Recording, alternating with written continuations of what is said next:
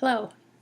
Up to this point in our unit on plays, we have spent quite a bit of time looking at how playwrights use stage directions to assist with the reader and actors to be able to know their vision, and we spent a bit of time talking about characters. Additionally, we took a look at a portion of the script from Driving Miss Daisy and compared that to the film version. Now we're going to take a look at some additional pieces that you need to know about drama. After the slideshow, you'll be able to identify and define different types of plays, identify and define dialogue, monologue, asides, and soliloquies, and plot and conflict. A quick recap. What is drama? Remember, drama is writing that's meant to be performed by actors for an audience. The script consists of dialogue, the words the actors say, plus stage directions, which are comments on how and where the actors move and speak. Plot. A play, like a short story, contains a plot or series of events involving a conflict. The conflict can be introduced early in the play, perhaps in the opening scene. Tensions build to the climax, and by the end of the play, the conflict is resolved. The resolution of the conflict reveals the play's theme. The types of plays that we want to focus on and make sure that you're familiar with for our final unit test are comedy, which is a humorous play with a happy ending; tragedy, where the hero suffers a major downfall due to some weakness or flaw; drama, which is a serious play, although the consequences are not necessarily as dire or as horrible as those in a tragedy. Let's talk about dialogue and monologue. Dialogue is conversation between two or more characters. However, a monologue is a lengthy speech that one character addresses to the others on stage. The purpose of both are to reveal character traits and to advance the action of the story. Asides and soliloquies. An aside is a speech, often short, made to the audience or to himself, or even to another character, but out of earshot of the other characters on stage. If you recall, when we were plotting Lord Forecourt through the diagram of the play, there was an aside where he was speaking to someone on the stage. That spoken word was intended for the character that he approached, but not for all of the characters on stage to hear. That's an example of an aside. A soliloquy, however, is a long speech that reveals a character's true thoughts or feelings, unheard by other characters, usually while alone on stage. The purpose of both of these are to reveal characters' thoughts or confidences while advancing the action of the story. By confidences, I mean private thoughts or secrets. Let's compare the three side by side. First, there's an aside, which, as we mentioned, is meant only for the audience and the other actors can't hear it. However, there are some exceptions where it's intended for one of the actors on stage to hear it. It's a quick, short interjection that reveals inner thoughts of the character for the purpose of informing the audience. A monologue is when one character speaks at length to another character. Think of it this way. Monologue is literally half of a dialogue. We know the prefix mono means one and di means two. So one character speaking to another without getting a response is a monologue.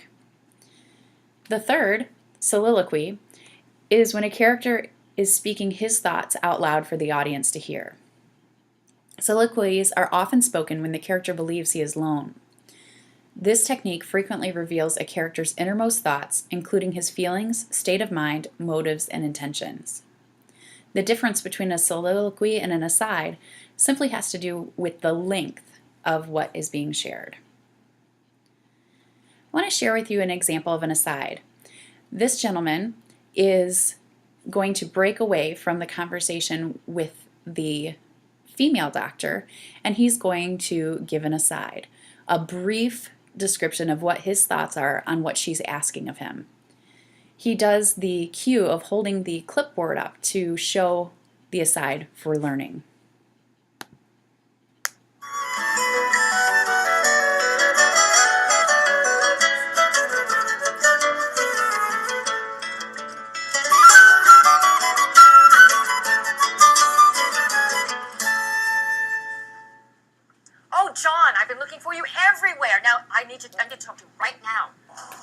a second. I'm on my way for a meeting.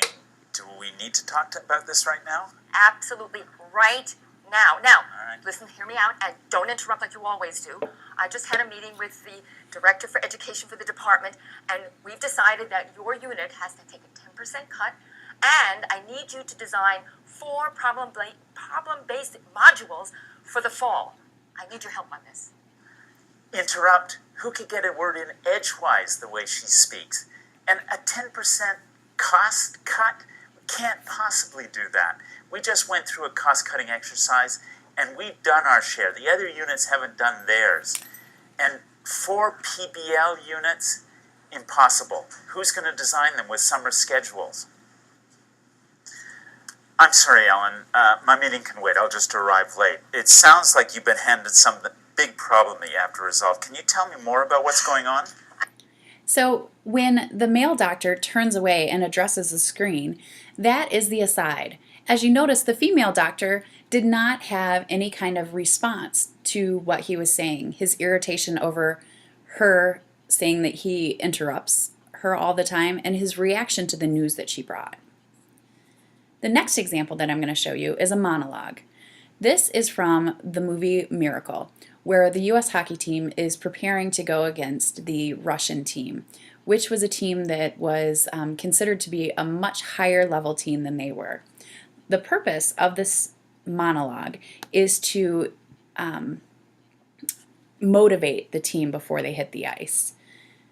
I'm going to forward a little bit so that we can get to the place where he begins to speak. There's a little lead up there.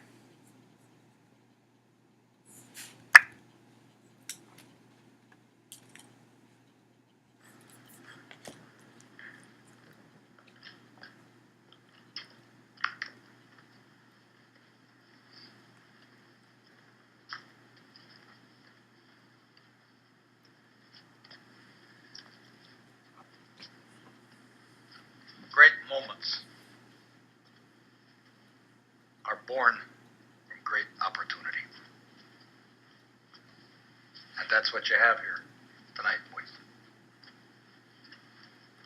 That's what you've earned here tonight.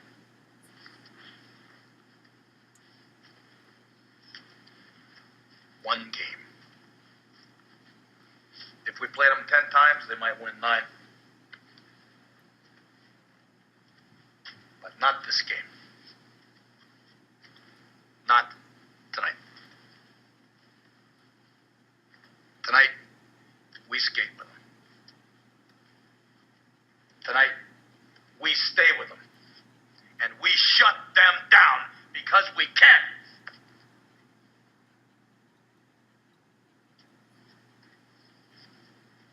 Tonight, we are the greatest hockey team in the world.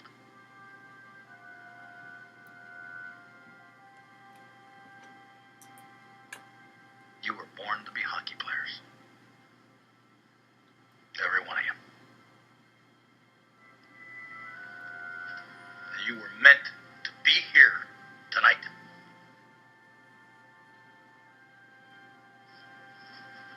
This is your time.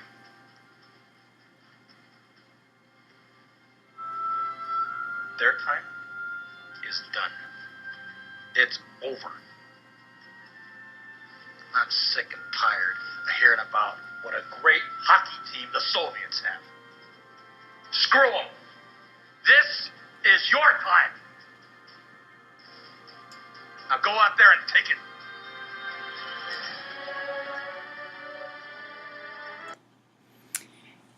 As you can see, the main speaker is addressing a group. However, no one else is talking in this section. This final piece is a soliloquy, and I again am going to fast forward a little bit. It is from It's the Great Pumpkin, Charlie Brown. Sally and Linus have been sitting in the pumpkin patch, and Sally has decided to leave. When Sally leaves, Linus makes a little slip up and uses the term when as opposed to, or excuse me, if as opposed to when the Great Pumpkin shows up. And then he addresses the sky and an empty pumpkin patch explaining how upsetting it is that he may have ruined his chance to see the Great Pumpkin. Law firms don't succeed.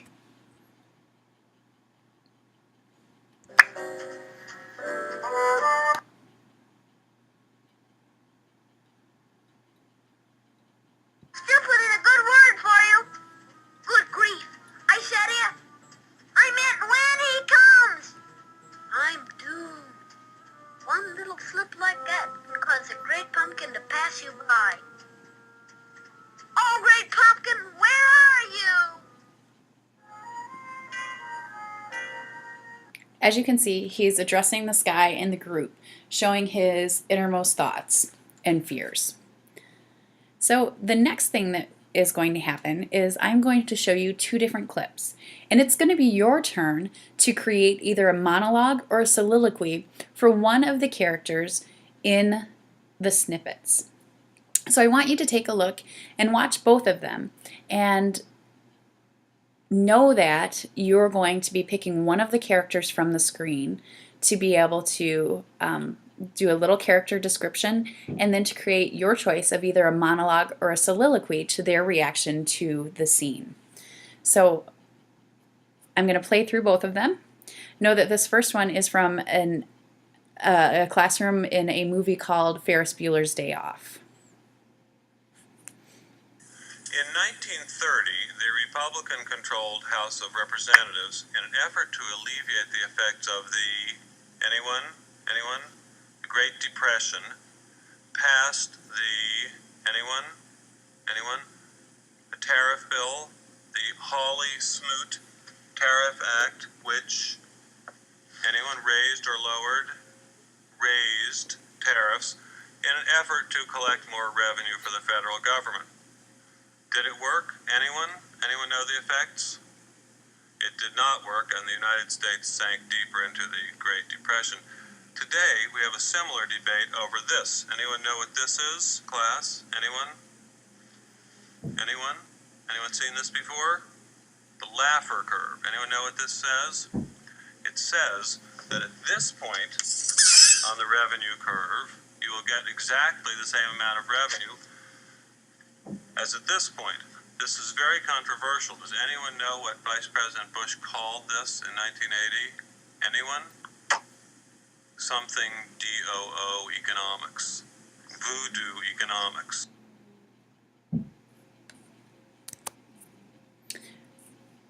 So I hope you're watching carefully, and hopefully you found someone in the audience that you thought might be appealing to be able to create a monologue or a soliloquy from. These clips will be available for you to be able to watch more closely on the Weebly site. The second one is from a movie called The Breakfast Club. It's an 80s movie, and the setting is a high school Saturday detention. I can see a typo on my slideshow. Well, here we are. I want to congratulate you for being on time. Excuse me, sir. I think there's been a mistake. I know it's detention, but I don't think I belong in here. It is now 7:06. You have exactly 8 hours and 54 minutes to think about why you're here, to ponder the error of your ways. You may not talk. Will not move from these seats. And you will not sleep.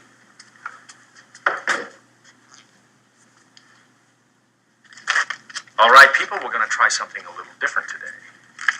We are going to write an essay of no less than 1,000 words, describing to me who you think you are. Is this a test? And when I say essay, I mean essay. I do not mean a single word repeated 1,000 times. Is that clear, Mr. Bender? Crystal. Good. Maybe you'll learn